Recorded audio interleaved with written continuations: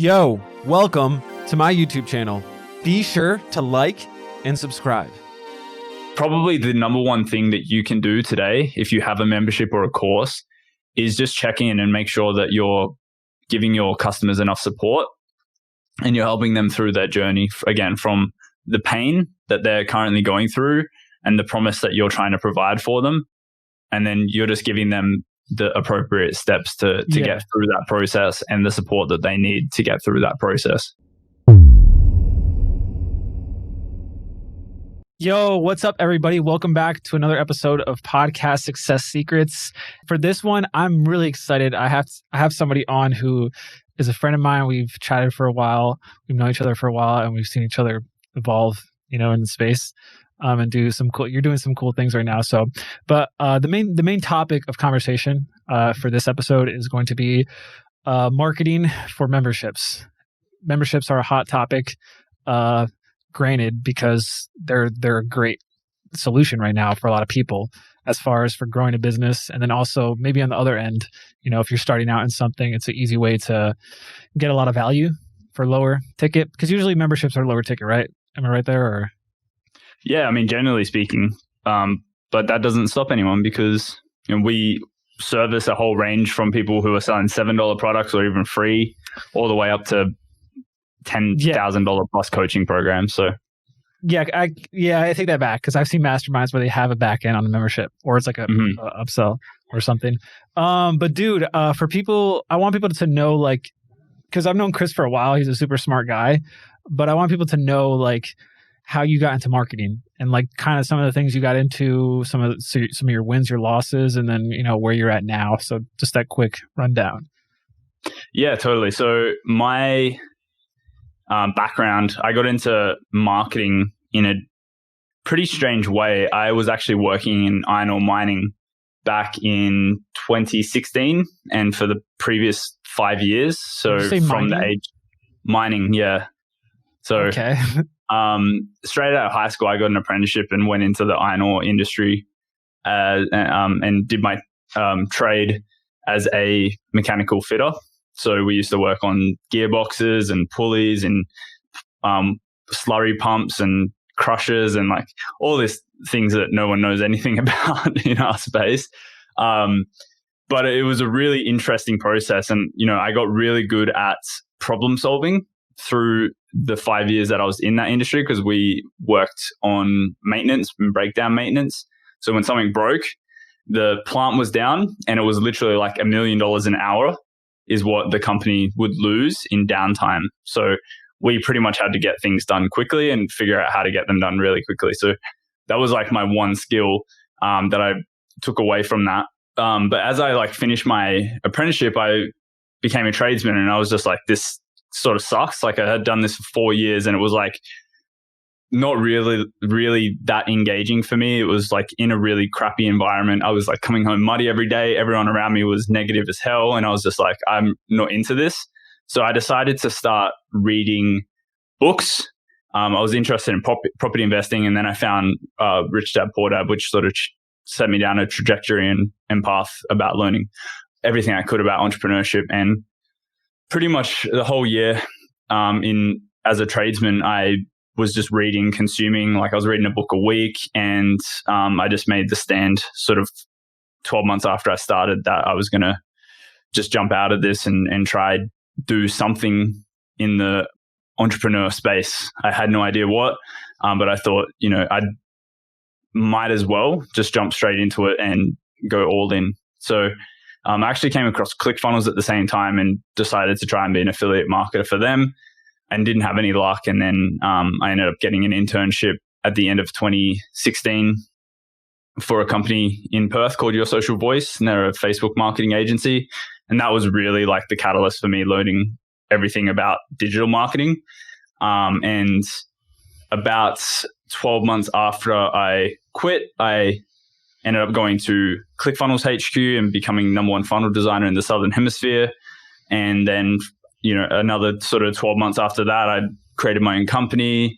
And then 12 months after that sort of is where we're at right now. So I've just been on this journey of figuring out what I want to do and how to best achieve that. And then I've just had these pretty big wins over the sort of past 3.5 years that have sort of led me to where I am right now. But what my sort of main focus throughout the whole time is, it's always been about like customer experience and customer, whatever the customer goes through is really what's most important. And if I can make the experience better for the customer at every single stage, whether it be sales funnels, whether it be the fulfillment membership side of things, like I'm really good at finding those minute details and understanding like what's wrong or how we can fix it or how we can make it look better. And that's sort of what I think I've picked up the best from the past 3 years jumping into the marketing space. Gotcha. And for people who don't know who are listening, Chris obviously is from Down Under. If you can't tell by his accent. Well, I have one quick question. You don't have to go too deep into this, but why did you choose marketing? Like, why was that? Was it just a good ad that got you, or like, do you have some sort of desire beforehand, or?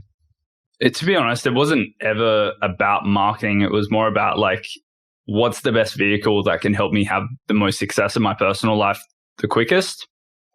And as I said, I was interested in property investing to begin with, but I quickly realized that that's a long game and I need a job to make income, to get loans, to buy properties, to blah, blah, blah. Like, it would have been a very long journey to get to anywhere close to where I am even now. And so entrepreneurship in general was really like the main thing that I saw as like, here's the quickest way that I could have success. And then it just so happened that the first sort of job that I got in the space was with a marketing agency. And that sort of helped me realize like, there's a pretty cool, sphere of influence in this area. Like, there's so many awesome people to meet, and I've been so grateful to meet so many of those people. I just know that there's so much work to be done in the space to make things better from a selling perspective, better from a fulfillment perspective, a more ethical, really like what I see right now is that there's a big lack in the education space, and a lot of people are selling courses and memberships and programs, which is great, but there's only a 4% completion rate on said programs. And so that's really what I'm here to change and make better. And I want to see that get industry norm get to like 20+% easily. Yeah. So I'm curious, why do you think most people don't have a good experience with memberships? Like, what are the top causes? Totally. So I think there's sort of there's something happening right now where there's a lot of people teaching how to be an educator or a expert to sell these programs. And what I see is that there's a lot of people online. Yeah, like, make money online is like the biggest industry in this industry. And that's how they make money online, by teaching people how to make money online. Exactly. So, I mean, from my perspective, I just think it comes down to people who don't understand any better are sort of developing these things. And therefore, what ends up happening is that the end customer, the member or the student, ends up getting a very like shallow experience. They just get content as an example, and they don't get anything sort of beyond that. There's no like real in-depth, like, here's support, here's coaching, here's how you can communicate with me, here's me communicating with you. So it almost has to be like treated like a service almost. I feel not like just a one and done. Yeah, I feel like the some courses feel like one night stands. Yeah, exactly. I feel like the shallow delivery of programs is the problem in the industry at the moment. Like, people just selling like, here's my low ticket thing, you're never going to hear from me ever again. And I think that's the wrong way to do things, because if you nurture customers in the right way, they're going to be so better primed to ascend into your other programs if you have other programs. And so if we take a step back and focus on what really matters, which is giving the customer an amazing experience and a good journey, then we're going to be better set up for our own success, but we're also going to help our customers win the most, because when they win, they become raving fans of us, and then they tell other people about it, and they become a marketing tool for us without us having to go out and do Facebook ads and YouTube ads and whatever. Yeah, no one else is doing it. They become more invested, I guess, when they get more Yeah. So in your mind, like who and why should people have memberships? I know it's two questions probably, but like why should people, I guess who are the type of people you think memberships benefit the most, and why should they start doing memberships? Yeah. So, I mean, there's probably a good distinction here to make as well. Like we're saying memberships and we're saying courses and we're saying all these other things. Generally speaking, like everything I've said is like, I would just say it's under one thing. Informational products. Informational products. Memberships, like in the industry, are like usually a recurring sort of product, and you get more of a vault style of content where like, here's everything I've ever created and like go at it sort of thing. Yeah, thanks for pointing that out. That is a different deliverable in psychology there. It's interesting because like people call memberships like courses and people call courses memberships, and like there's a whole like range of different ways to set things up. So like I'll just make this distinction now so it's not generally confusing, because I know Daxy's probably referring to memberships as the recurring, like here's a recurring product, here's a lot of content. So memberships are membership. Yeah. Memberships are usually a recurring product. It's anywhere from $7 a month, maybe even less, all the way up to probably a couple $1,000s. People call their coaching programs memberships as well because of the recurring nature of them. I would say that generally speaking, memberships have all the entrepreneurs' content under one roof, and then they basically potentially also provide a community or a Facebook group where you can get support as well. Then we've got like courses here, which is generally like a one and done sale. Like here's my $997 course, here's my $37 low ticket offer, whatever. Like that's sort of the two different. And then I would say that there's a third that's like coaching program, which is like more of a done with you style, where it's like, here's my content, I've got a process that you can walk through and I'll coach you along the way. So that's what sort of like three distinctions there that I'd just like to make. And I forgot what your question was, Daxy. Do you remember? Why can people buy memberships? Yeah. So why people should buy? Why, yeah. So who and why? So if you're someone who, I would say not buy one.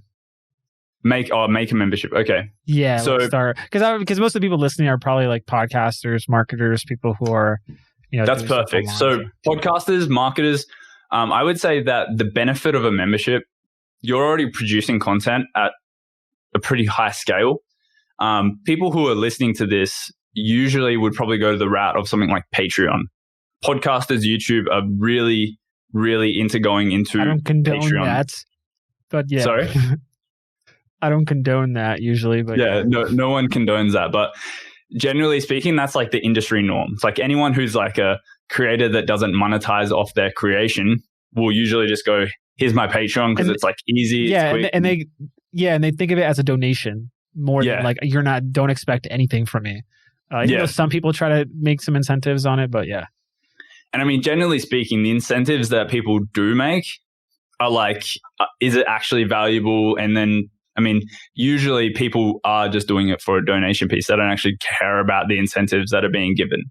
So a membership is more beneficial because you can go ahead and sort of decide what value you want to bring on top of what you're already doing. So podcasting or YouTubing or whatever.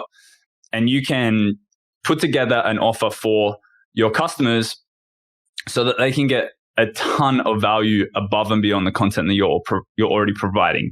Now, why that's important that you do that separately in a standalone membership versus Patreon is because as you grow, Patreon takes a percentage of your revenue. I believe it's 11%. Whereas if you set up a hosted membership, you're literally looking at paying for the company that you host it on. And that's probably about it. There's not really much additional costs, and you can still get creative in the way that you can bring value to your customers. So instead of taking, let's say you make $10,000 a credit card month. fee. Yeah. Like that's the most you should be charged. And maybe if they had discoverability in Patreon, that extra percent might be useful, but they have no discoverability. You have to drive traffic. Yeah, and the way that I see it, like Patreon doesn't really provide anything that's above and beyond amazing than what other platforms like membership platforms or course platforms can provide. So there's not really much benefit. But as you scale and grow, you're going to be giving a lot more money to Patreon. We've actually created a calculator for it. And it ends up being like a lot of more money than what you would usually pay with a standard membership platform. Yeah, don't do that. It's dumb. Don't be dumb. Don't be stupid. Dude, I'm curious. The question slipped my mind, so now I'm not curious anymore. No, I was going to ask. I remember now. You worked with a lot of big people, a lot of big people who have big memberships. What do you see being like the top qualities in having a good membership that sells? Like, what do you think the top things that they're doing right is? Yeah, no, that's a fantastic question. So I would say that there's probably a few different areas. Engagement and quality of content is huge. If you don't have good video quality like Daxy and I do, don't worry about it too much. Have good audio. At bare minimum, you need to have good audio, and I'm sure Daxy's hounded this on you as a podcaster. Audio is more important than video. So if you can get away with having good audio versus good video, or I would say both, but audio at the bare minimum. So you need to have like good production style of your content. I would also say that the actual way that your content is created is really important. It needs to be engaging. You need to have awesome slides. Like I wouldn't just put like black and white sort of slides like a marketer VSL or something like that. It needs to be really engaging. It needs to give good outcomes. So people need to know, like, if they're watching a video, and a good structure is creating a hook at the start of your video. So like, why should they watch your video? What's the current pain that they're facing? The promise. So like what they're going to get out of this video. So in their words, what is the benefit of watching the video? So pain, benefit. Then the third step is like, what are the steps that they can take to achieve the promise that you've just outlined? So 1, 2, 3, what are the steps? And then the fourth is like the close and the action steps. So just wrap up the lesson that you've just provided for them, and then let them know what they need to do next to move forward to getting the benefit that you've outlined. That's like a general video structure that you could implement for each one of your lessons. You don't need to necessarily have a hook at the start, but they should know that, okay, if I'm watching this video, what's the pain that I'm currently going through? And what's the benefit I can expect? How do I achieve that benefit? What are the steps that I need to do myself to go ahead and work towards having that benefit achieved, essentially? So that's like a general, like really important thing, is having an engaging lesson that people can go into, understand exactly what they can get out of it, and they can get value straight away and go ahead and go achieve things. Because again, the whole purpose of courses, memberships, coaching programs, etc., is to get people a result. If you have content for the sake of content, you're not going to achieve anything, and your customers won't either. So it's important that you make sure that they can have those action steps to achieve the things that they want and have success with you. Imagine if school classes were like that, dude. Oh. Or it was structured like that. It's like, do this, this, and this, and then you don't have to come back to school tomorrow. I mean, homework would be so much easier if I like understood exactly what I needed to do. Here's the steps to achieve the success. It's like, it's all like put out on a silver platter for you. So that's probably like one of the biggest things, is like the lesson and how you structure that so that people can have success with you. I would say that other things along the lines of having an actual software that's engaging as well is really important. Like, people understand the progress that they're making. They can tangibly see like, oh, cool, I'm at 15% of completing this program. Every single time that they click off a lesson, their progress goes up, so that they can see that I'm making my way towards achieving the success of, or the outcome of the program. Other things like having a good communication structure in place, so that they understand that you're there for them. You've got their back. And if they drop off, which again, 95 or 6% of people do drop off, it's really important that you get them back on the train and help them know that you're there for their success. That is true. I've witnessed that, and at first, I thought it wasn't my problem. I thought it was there, but then I realized, oh, it is kind of, I'm not taking responsibility that they're not active and engaged. Yeah. Yeah. So that's good that you've highlighted that. If you're a coach, like, and you're selling something to someone, whether it be $1 or, $10,000, you have a moral obligation to help someone succeed in as many different ways as you possibly can. Communication, believe it or not, is probably one of the biggest catalysts for someone having success, because we're all busy and we forget about things. Like, I've got 1,000 different courses that I bought over the last 4 years. I've only consumed maybe like 3 of those in total. If I got messages from the coach in Messenger or an email every other day to remind me that they're here for my support and to let them know if I need any help with anything, then that's probably going to really be a good reminder for me to go back into their program and go, I should probably complete something. I bought that program for a reason. Like, I'll find the time because they're following up with me, and now I feel obligated to them to actually go ahead and have success with the content they've built for me. It is very true. I don't think that it's only happened to me like in a coaching program once, never like in just information, but it's easy to do. So I'm curious. I want to hop into your platform, and we could plug it here. memberspro.com, I think is what it is. Mm-hmm. Yeah. But before I ask those questions, there's one thing I'm curious about. So I would say one thing with memberships that's different than other things, I guess, in the psychology piece, is how do you make something that people will stay? Or they won't like just pay once and then leave, right? I guess that's probably one difficulty people might have, like thinking of like how do I get people to stay in a membership? So like what are the biggest factors you see to have people stay engaged so you obviously don't lose and you don't churn, Yeah. So memberships, I think, again, like, comes down to a lot of content that's available for your customers. I think the support is number one in a membership. Like, if you have something that someone's paying monthly for, they're going to quickly look at their recurrings and go, is this worth my investment? They're going to look at that every single month or every single time they get billed, just like they would a software that they're not using, just like they would with Netflix or Amazon or whatever. So I would say that having the support channels in place so that your customers get value from you consistently, whether or not they consume your content, is important. Because if you just had content alone or content and support, and they are not necessarily going through the content every single month, but they are definitely going and asking questions and getting support around certain topics that they know you're an expert in, then they're definitely going to continue to pay their membership bill no matter what. Like, on the vice versa, if it was just content alone, they don't really have any channels to go ahead and ask questions or get additional value from you besides the content that you've given to them.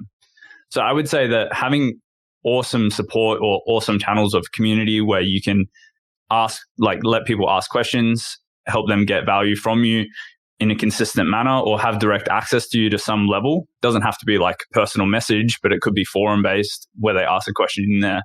And I would say that that's probably one of the most important things. And then on top of that, like, having good content that updates every single month as well. Like, you're adding something new always that's relevant and engaging for your customers is also important. So it's like, gotcha. They're getting awesome support, and then they're also getting awesome new content every single month. So there's a reason for them to stick around. It's like, one person might go into your membership, consume all of your content, and then leave the next month because I don't have anything else to learn from you. Whereas if you're adding something every single month, then it's like there's always something new for them to go through. Gotcha. That was going to be my next question about content. Like, so if you are going to start a membership, what would you say like people should have in place first? Probably like a month worth of content. Should they also build it into their schedule to add more content every month for it to be like keep growing? Yeah, so I would at least you don't have to have a whole ton of content to begin with. Like I said, support is probably going to be more important. You can have a schedule laid out, potentially even a roadmap for the next 12 months, and show your customers, here's what I'm going to be releasing over the next 12 months. So when you join, this is what you're committing to. I'm here to support you. You can ask me any questions in regards to anything. Here's a list of topics, and I'll support you in the meantime. And then just know that I'm also developing this content, this piece of content, this information, blah, blah, blah. So they know exactly like what's happening over the next 12 months. And for me, even like I've got Members Pro, like Daxy mentioned, like we've got a roadmap for our software development so that people know, like if they join Members Pro today, in a few months, they're going to expect a community area. A couple months after that, gamification is going to roll out. A few months after that, we're going to have, this and that as an example. So like having a roadmap for what you're developing. And I mean, you could even do this with podcasts and stuff as well. Like here's the guests that are coming up in the next 2 months so that people can get excited about consuming your podcast, subscribing to it. If they don't subscribe, they may do miss that. out. But like when it's like a seasonal show, right. Most entrepreneurs don't do seasonal shows. They're just like content. The only one I know of is like Josh 40. Yeah, even then, those are big, huge. That's not seasons. that's like a lot of seasons in one season. He does a lot of content. Okay, so how do you come up with pricing for membership? What are the most common ones? And then I guess how? Yeah, that's my question. I would say it depends what you're delivering. True, the promise of it, I guess. Yeah. I mean, I'm in a few memberships myself. Like I pay for them as customers. If I can, and it depends who.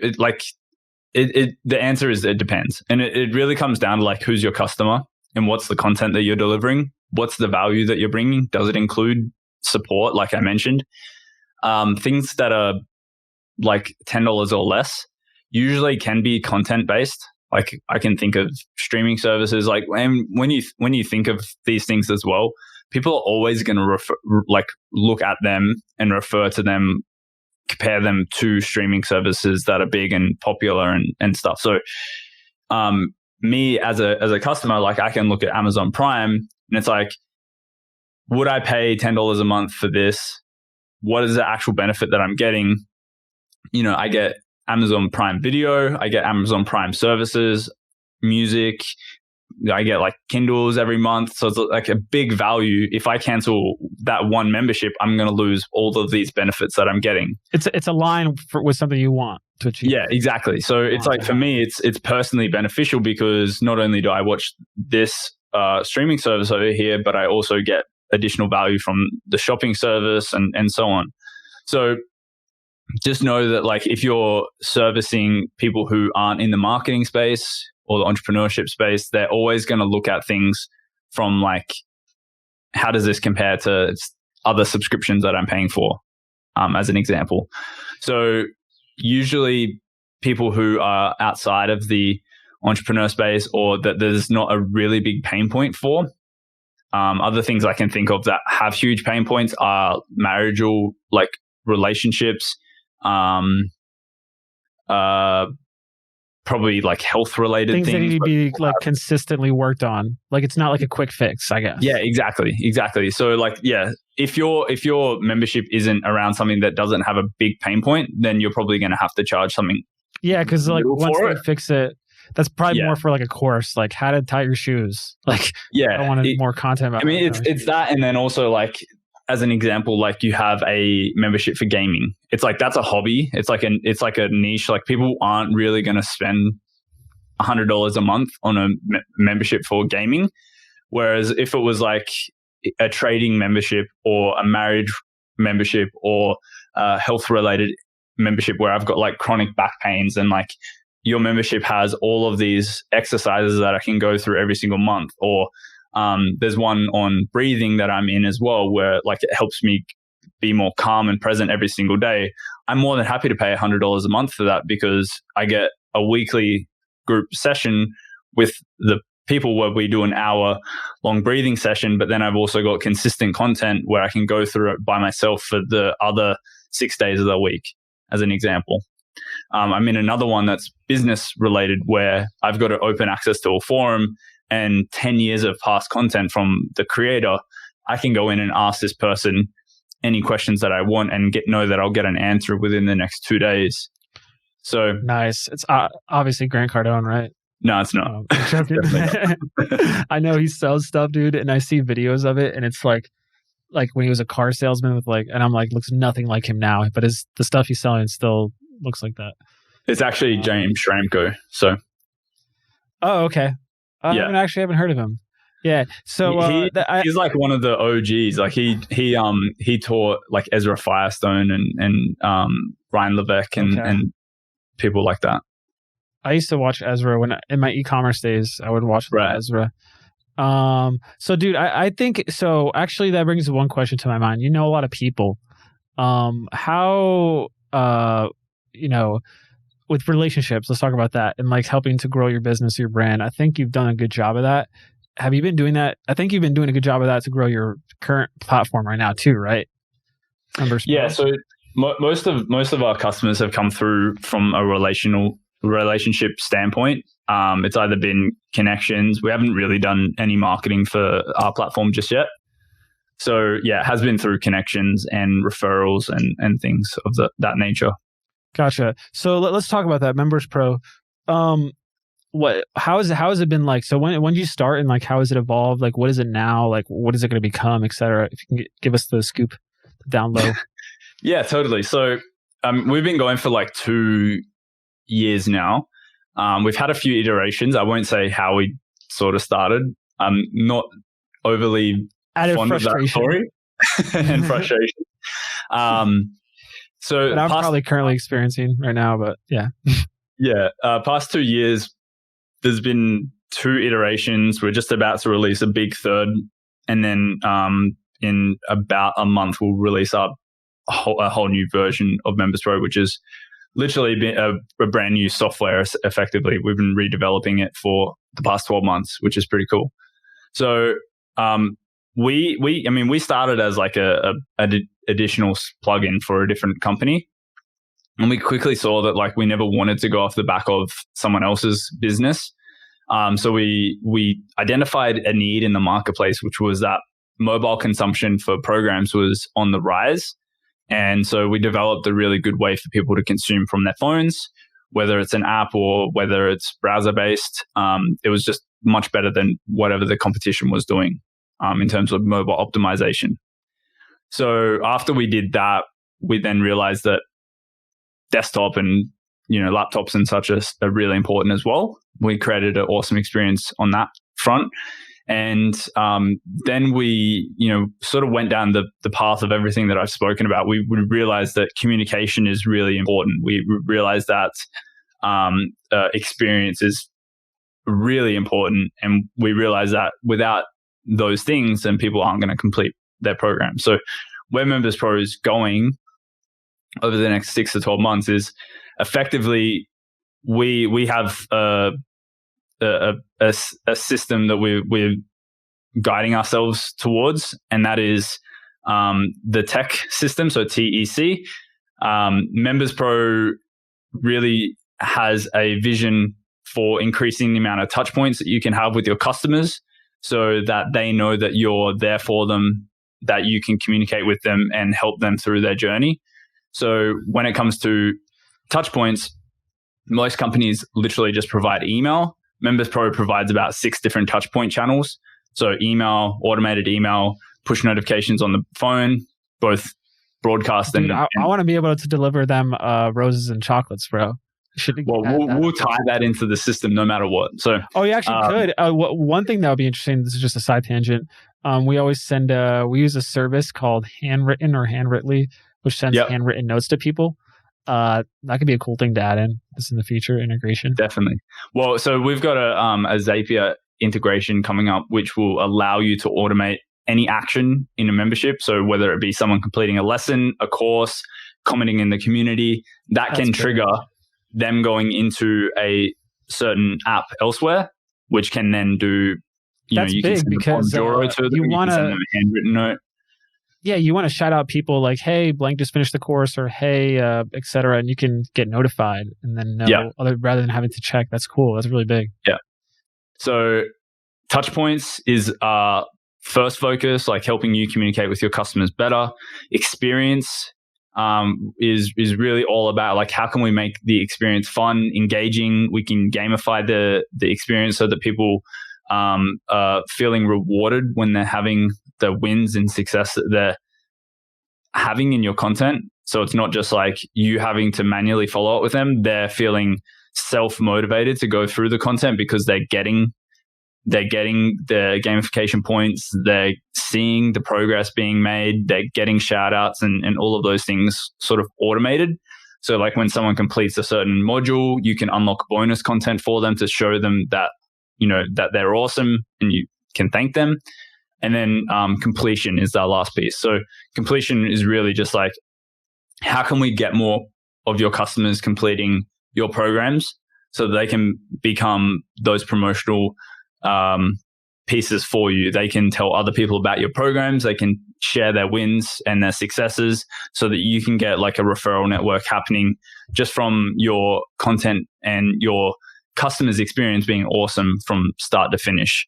So that's really what Members Pro has been focusing on. And every single feature that we develop, community, gamification, apps, everything under the sun that we've got on our roadmap is effectively working towards those three pieces so that your customers feel like they're being looked after, they have an amazing experience, and they complete your program and tell others about it. That's awesome, dude. That's cool, man. I love it. Thank you. So before we wrap up here soon, I'm curious, like what have you learned since starting this platform? Like, I guess, you know, about memberships in general, or, you know, a lot from people using your platform. I don't know if you could ethically look at people's data, or like what are you seeing, like anything that you trends, or, you know, what's working the most people using your platform? Yeah, I mean, like, I don't want to sound like a broken record. I just think that there's a lot of people who are selling programs and they're like really just doing the bare minimum because they see it as a make money opportunity. And there's people out there like Stacey Martino, and I just see them as a customer of Members Pro and me, and I just see the impact and effort that they put into every single thing that they do to make sure that their customers have absolute breakthroughs with their programs. So probably the number one thing that you can do today, if you have a membership or a course, is just check in and make sure that you're giving your customers enough support and you're helping them through their journey, again, from the pain that they're currently going through and the promise that you're trying to provide for them. And then you're just giving them the appropriate steps to get through that process and the support that they need to get through that process. Real quick, what are the levels of support that people should be giving? Should it be like, Yeah.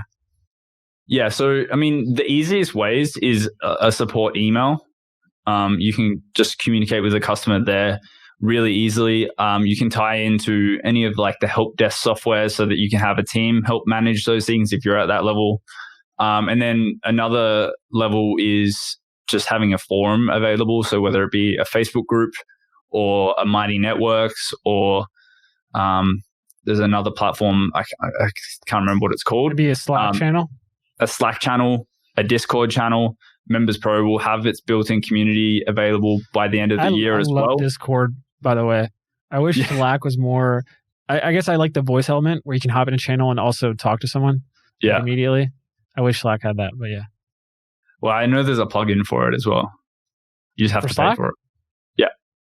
Oh, yeah. There's a few. There's one where you can record your voice and send a voice message that I pay for. But it's still kind of annoying because I can't speed it up. So, you know, the deal with that.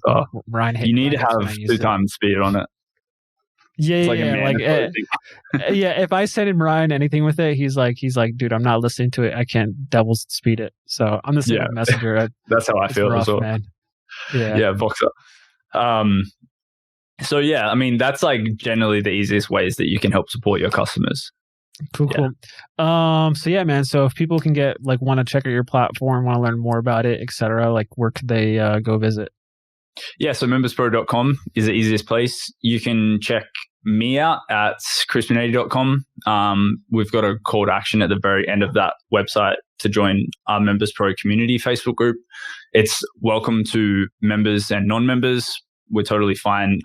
We're going to start delivering a crap ton of value in there so that you can just learn everything, like you've learned today and a whole lot more. We're just going to try and provide as much membership marketing content as possible. Yeah, it's pretty meta. You should have a membership about memberships. Yeah, we will. Yeah, and it's Benetti with one N, right? Or one N, yeah. So BENETTI, Chris Benetti. Yeah, cool, man. I think your accent just made me think of it differently. But dude, I appreciate you being on, man. I can't wait to see what you create, man, and keep us in the loop. We'll have to do a round 2 in the future. Absolutely. And if you guys like this episode, make sure to reach out to Chris, let him know, and thank him. So see you next time, guys, on the next episode, and peace out. See ya. Thanks for having me.